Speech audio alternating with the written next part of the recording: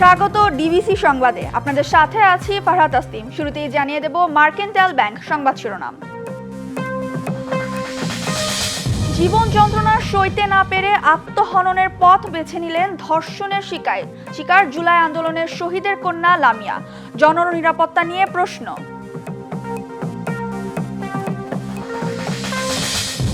বিচার বিভাগের স্বাধীনতার পর পথে বড় বাধা সংবিধানের ১১৬ অনুচ্ছেদ।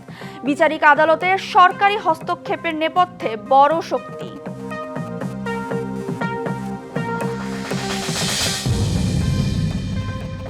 তীব্র তাপে বিপর্যস্ত জনজীবন। রাজশাহী বিভাগ সহ ১১ জেলায় বইছে মৃদু থেকে মাঝারি তাপপ্রবাহ। পরিস্থিতি থাকবে আরও কয়েকদিন।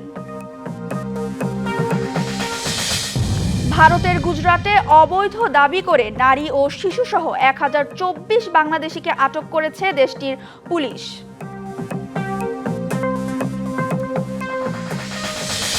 উড়োজাহাজের গ্রুপ টিকিট কাটার পদ্ধতি বাতিলের সিদ্ধান্ত আত্মঘাতী। কার্যকর হলে এয়ারলাইন্সের আর্থিক ঝুঁকি বাড়বে।